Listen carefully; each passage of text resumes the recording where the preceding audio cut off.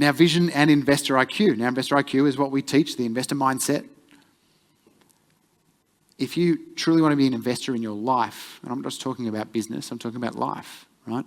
Because we can invest money into a business or into shares or into whatever, right? But do we not also invest our time and our energy into things and people and passions and hobbies and all that sort of stuff as well?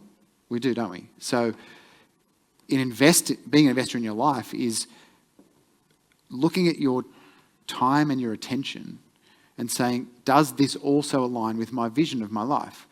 Am I getting the satisfaction, the joy, the ROE, as we talked about last time, return on effort for my time and energy, that's fulfilling me and helping me show up as the best version of myself so that I'm positively impacting every single person in my life as well as a byproduct of that? Because we can't, as I say, you can't fill someone else's cup from an empty cup. If your cup is full and overflowing, you can fill many, many cups. And that's what this is about. Vision and your numbers, right? Numbers can give some of your vision a form, so it's not intangible. You can have timelines, dates, things like that as well. But again, it's not specifically, I want to be doing, I want this business to do $1 million a year, okay? You could put it in the context of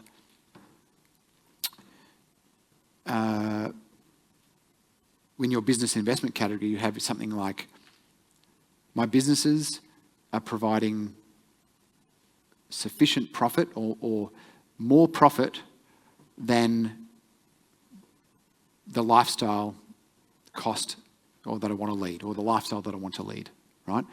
So you're not specifically talking about, I want to have $500,000. We've already worked out the freedom metric. That's a mission piece. That's a goal, okay? The vision is, my businesses are generating more money than what it takes to fund the lifestyle that I want, And you've probably mentioned your lifestyle in the other categories of the vision. So they all tie together. 12 categories tie together. They dovetail into each other. So you won't have one that sticks out like a sore thumb that's vastly different to everything else, because it's all about you.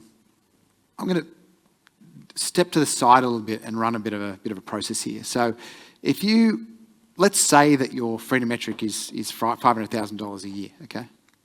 That to draw $500K from your business, that's your freedom number, right? Your freedom money. At a 10% return, as an investor, right, living the investor lifestyle, at 10% return, what asset value do you need to have to generate that? Louder? 5 mil? Okay, what about 20%? 2.5? What about at 40%?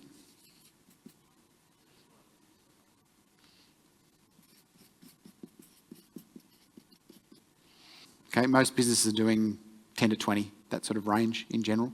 Good businesses closer to the 20, 25. Some industries it's lower because of volume and the style of business. But as an investor, if you start investing in things and becoming more intelligent around that and making different choices, do you think you could generate a 40% return on your assets? Yeah? Some people are not convinced. I can see it on facial expressions. No? It doesn't really matter. If you think it's 25%, then you'll know how much you need to generate. You need to have in assets to be able to generate that, right? But again, if we're looking at it and go, okay, well, why I'm getting to this is what stops people creating a vision as clearly as often related to the monetary side of things. Like, how do I afford this? I don't have a business that produces enough yet that creates me the time that allows me to live my vision. This is one of the biggest handbrakes. It's why I've kind of deviated a little from just the vision stuff into the numbers. Do you think there are investors out there making 100% return on their money? Absolutely, right? Absolutely. So how much in assets would you need then? 500 grand. Is that a lot of asset?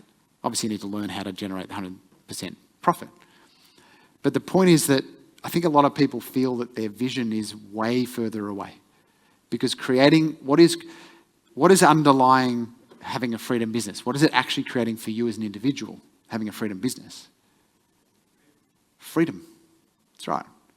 Now, to live your vision, If your vision entails investing more time in your hobbies, in the people that are important to you, in time nurturing yourself, in, having experiences, traveling, whatever it is, living where you want to live. Time is a big factor, isn't it?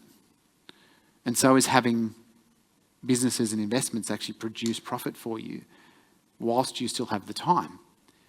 So again, talking to this so that you don't get stuck on but where I am right now, I'm working 60 hours a week or 70 hours a week, and I'm only drawing 150 grand from the business or 250 grand from the business.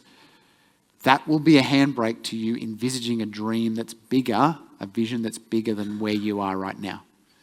So we've got to remove the how from this. The how does not have a place. The how is coming from here, but the actual vision should be coming from here. So this handbrake will kick in. I know that a few of you will feel it during this process. And you can obviously calculate from your freedom number what percentage return is going to equal your freedom number, or your freedom money number, so that you can figure out how much in assets you need to create. Because you know what? Most of the time it's less than what you think. And the more assets you have, the more experience you have, you'll tend to be able to increase the rate of return that you get, because you'll see deals in a different way. You'll look at other opportunities. You might be going, oh, cool, I'm going to buy that business. And then when I plug it into my business, it's worth twice as much as it was when it was not plugged into my business because they ran it really shit. And I bought $250,000 worth of profit. I can plug it into mine. We can carve out some costs. It's now got $350,000 in profit. But because our business is worth more, the asset is now worth more. So it's increased its value. And that's where you start to create, 50 to 100% return on things, is by doing different deals and taking advantage of different opportunities. So you're not actually as far away. This is why we say in a circle, our goal is to move you from being stuck in your business to a freedom business in 3 years or less. The only thing that's going to stop you doing it, it's not going to be money, and it's not going to be time. The only thing that's stopping you doing it is the belief that you can. I'm going to repeat that. The only thing that's stopping you from creating a freedom business in 3 years or less is the belief that you can actually do it. Does that make sense? Right? Who believes they can actually do it?